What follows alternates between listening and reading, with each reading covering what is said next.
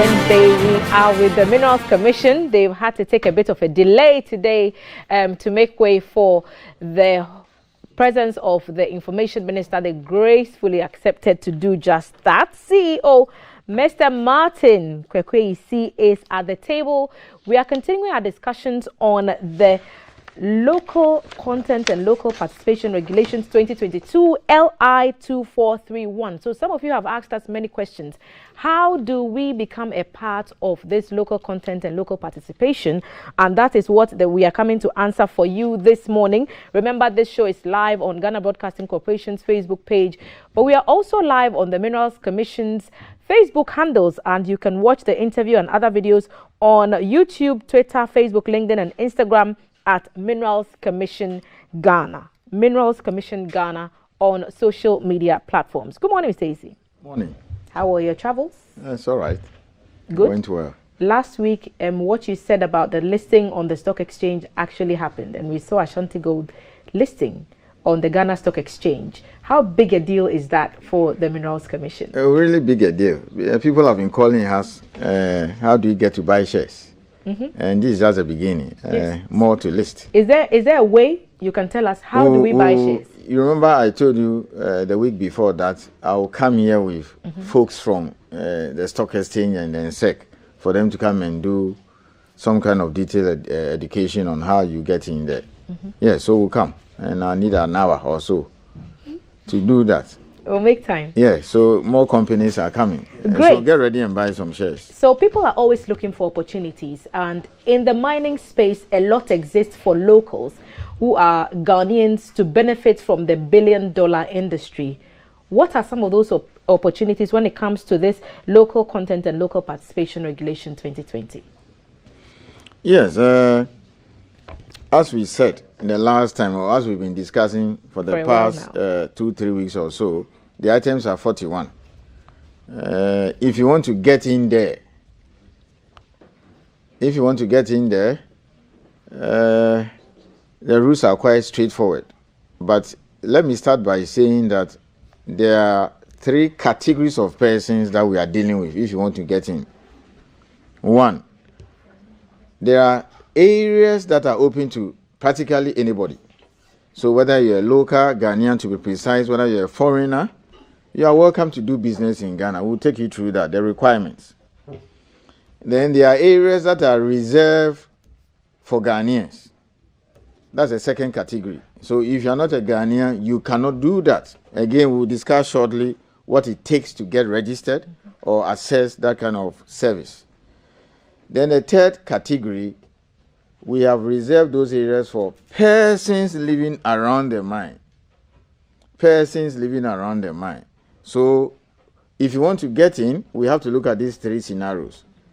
I think the first one is the one that is open to everybody. So let's say if you want to do underground mining, or if you want to come and do some kind of airborne survey, or if you want to maybe do the refinery. What are the requirements? How do you get in? You require about 10 items. And don't be scared. They are quite simple. The first thing is that you must be a company. So the law does not allow an individual. So you cannot say, Telma, you get in there and come and apply. You got to go to the registrar of companies and incorporate a company.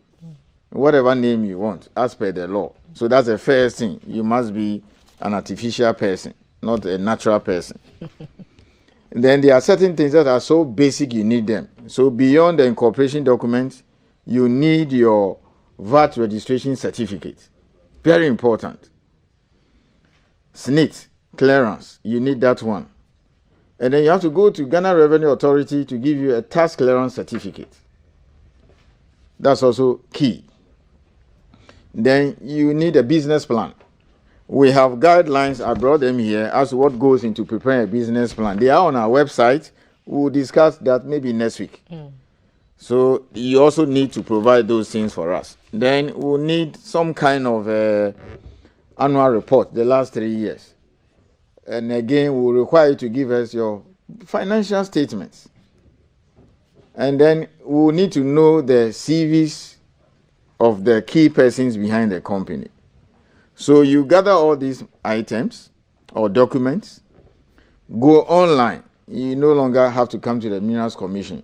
So you can apply from anywhere, fill the form online, upload them. You can pay through the Ghana Gov platform, or if you like, do direct deposit into our account. We will see it instantly. So these are the requirements for anybody, citizen or a foreigner who wants to go into procuring any of these services. But today we want to focus on the opportunities for local people. Yes. And that is where the ones reserved for all Ghanaians only and the ones reserved for locals within the mining community. So let's look at that. Here. So the areas reserved for Ghanaians. 1, catering services and camp management. So these thousands of persons working at the mine, they feed them. I mean, they are far away. I keep saying that you can go out there right now and go and grab some food. In the mine, it doesn't work that way. Some of them are far away from even the nearest settlement. So the food, everything, the camp management is provided on site. It has to be done by a Ghanaian. That's a typical example. Now, the mining companies use fuel 24/7, okay, to run their vehicles, to move around, etc. That's also reserved for Ghanaians. Again, I don't know whether you have been to the mine before, particularly a gold mine. They have security at the mine. Security at the mine. Not the police or the army. Occasionally, they may request those ones if there's a need for it.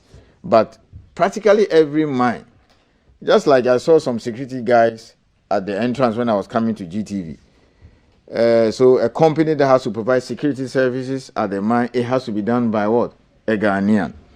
This year, we also added lubricants. The lubricants they use for the various machines and equipment there, again, it has to be done by a Ghanaian.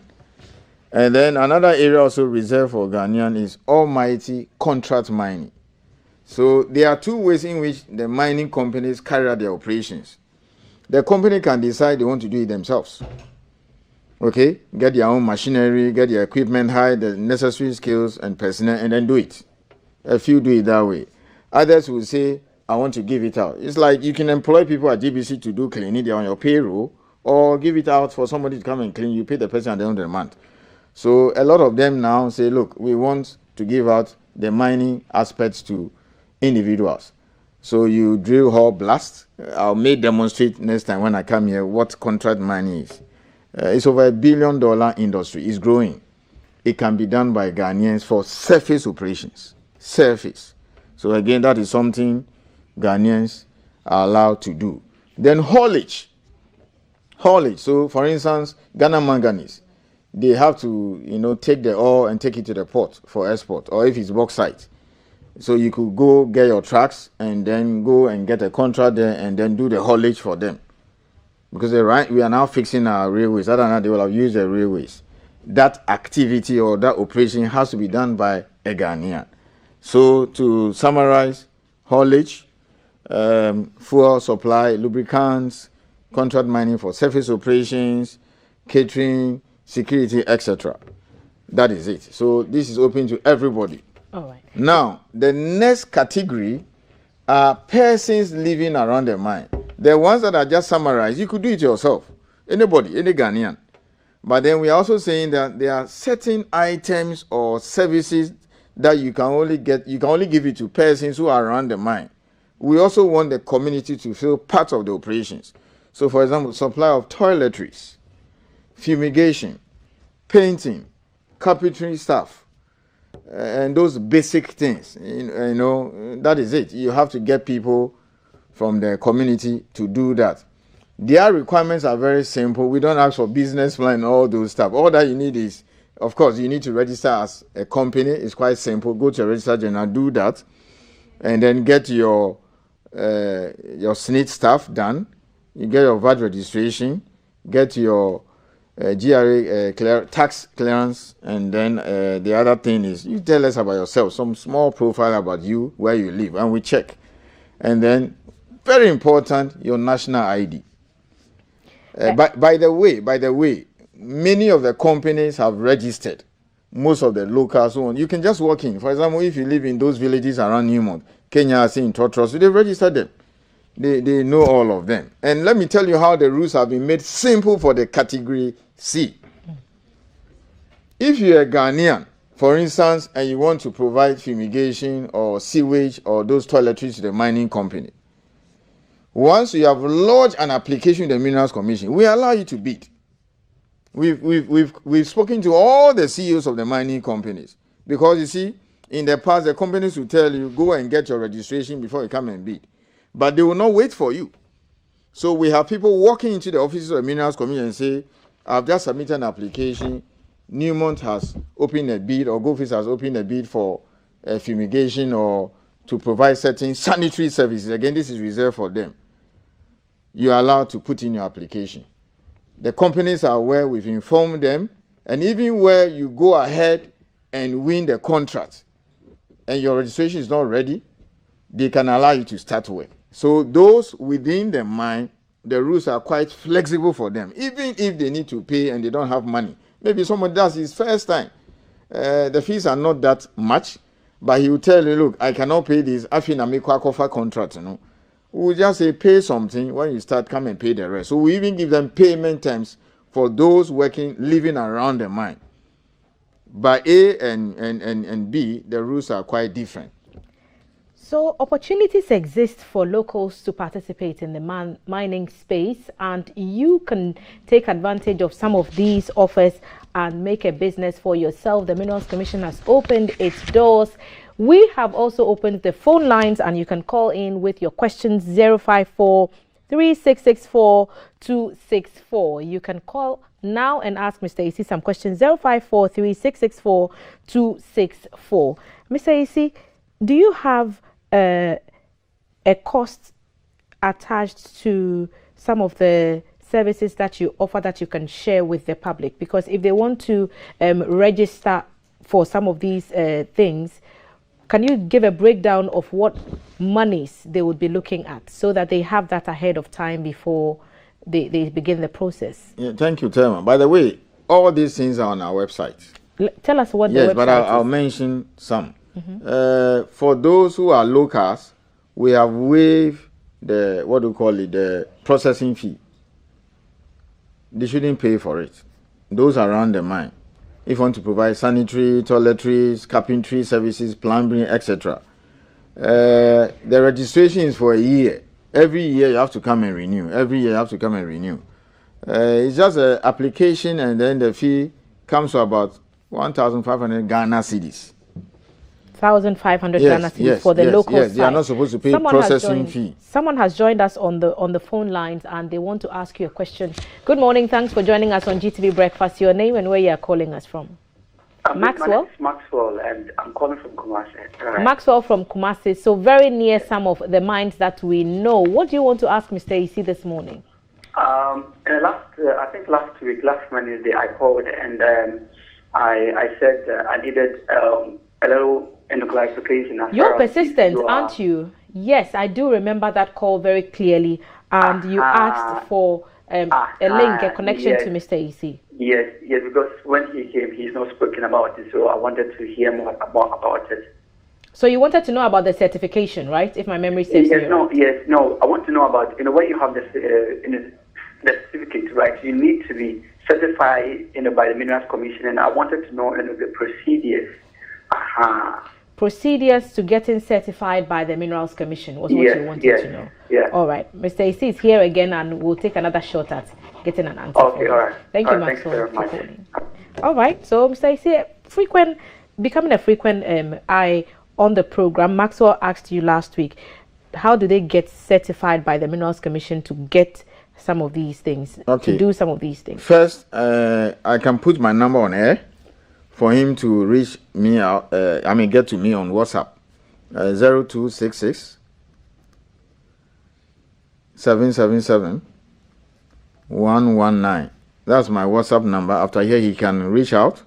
I will have a personal discussion with him. Now, what I want the public to know is this. I don't know what certification he's talking about, so I need to find out more. But you see, the mining engineers who work at the mine, not just the mining engineers, the metallurgists, etc., if you come out from school for you to work like a foreman, a shift boss, underground manager, and run the mine, you must take certain examination and be certified. So let me just give you a simple. Next week I'll come and discuss more of that, but let me just give you a very simple scenario. For instance, those who want to train as chartered accountants, you see, even after Legon or what we call UPSA and Co., they have these levels they write 1, 2, 3, and 4, whatever. You can take the exams and be working as you go along until you do the final one, and then when you pass, then you are qualified to be a chartered accountant. You can sign reports, etc. It's the same thing that works in the mine. For you to be a mine manager, it's not enough to say you're a mining engineer, you work like 15 years or 10 years. No, you have to go through certain certification.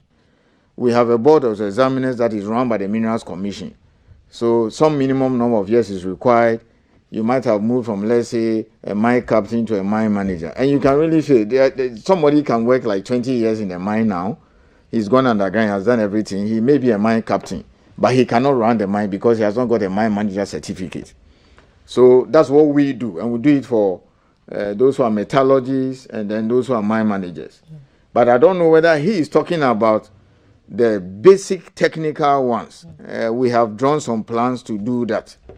So maybe because of how important this is to everyone, like I don't know whether the polytechnics, they train people. If they come out, can they work in the mine? Do they require certain skills? We've designed some program with industry. I can discuss that next week. So otherwise, he can call that number. He can send me a WhatsApp message. I'll reach out to him. Okay, there's another caller. And then sort out his issue. There's another caller from Kumasi who is joining us. Good morning. What's your name? My name is Yusuf Abdullah, calling from Kumasi. Abdullah, what do you want to ask this morning? Oh, he's dropped the line. I think we may have lost Abdullah. They're so sorry about that. Try and reach us again, and we will find time to answer your questions. The CEO of the Minerals Commission, Mr. Martin Ayisi, is here, and he's answering questions on the Local Content and Local Participation Regulation, LI 2431. You can watch the interview live on the Minerals Commission Ghana on YouTube, Twitter, Facebook, LinkedIn, and Instagram. And you can also follow GBC, okay, on social media platforms, and we will serve you with the right content. Mr. Ayisi, we've talked about the waiver of the processing fee for the locals, and we've also talked about the 1-year registration, which is renewable at 1,500 cedis. What else should people know when they want to register to be part of this things that are reserved for Ghanaians? There's nothing else to know than go online and then put in your application. You were about to share the website with us? Yes, www. The Mincom. So that's a short form of Minerals Commission. MINCOM. .gov.gh. .gov.gh. Yes. So that's what you need to know. Is there another caller on the line? I'm getting hints that there might be, but we'll get some further clarity. What we are talking about is how you can set up a company so that you can provide some support services to the mines. Mr. Ayisi has told us you can decide to do to provide catering services and camp management services to the mines, and also to supply fuel and lubricants to the mine. Mine security also reserved solely for Ghanaians. Contract mining for surface operations is also reserved for Ghanaians, as well as haulage services. So if you are a Ghanaian company and you want to get into the mining space, these are some of the options that are available to you. More callers on the line. Good morning. Good morning. Your name and where you're reaching us from? I'm calling from Odingo. I'm Gilbert. Gilbert. Yes. Mr. Ayisi is hearing you. I want to buy shares. How can I buy shares in a company? I'm old. I need a share to buy. So you should call that WhatsApp number. Call that WhatsApp number. You need shares to buy. The mining companies have started listing on the Ghana Stock Exchange, and Mr. Ayisi will bring us more details when he comes the next time. But you can WhatsApp him on 0266 777 119. 0266 777 119. Send a WhatsApp message to Mr. Ayisi and he will get you further details. Any other information about registering, you can go to the website www.mincom.gov.gh. Is that good for you, Gilbert? I think Gilbert may have left us. He made this quick question and he ran. So, Mr. Ayisi, people are obviously very interested. What do they stand to benefit from providing these services? What's you've mentioned some billions of cedis. Not billions of cedis, billions of dollars. The last report shows that close to $2 billion was spent by the companies in procuring services across the 41. As I said, this may go up to 3, 4, 5 billion in the not too distant future. Why? New mines are coming up, existing mines are expanding.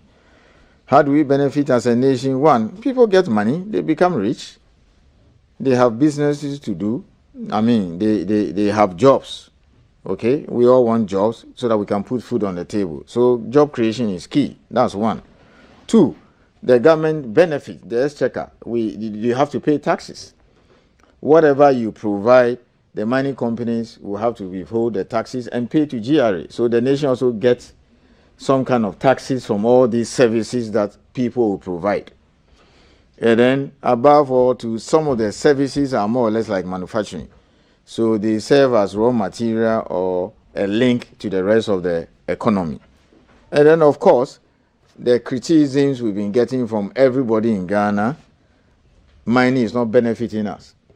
You can imagine if we get up one day and we say, oh, at the end of this year, $3 billion was spent to buy, procure all services, and let's say 2.5 billion were procured locally.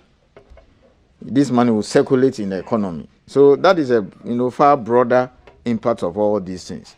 I think I believe it's born out of ignorance, because people thought that all that the companies do is they dig the staff, pay their royalties to government, and then pay corporate tax if they declare profits, and then dividends, and that's it. And then they employ just a few people at the mine site. No, I'm saying 41 items, contract mining, $1 billion is going to go up. It's even more than royalties and the taxes that they pay put together.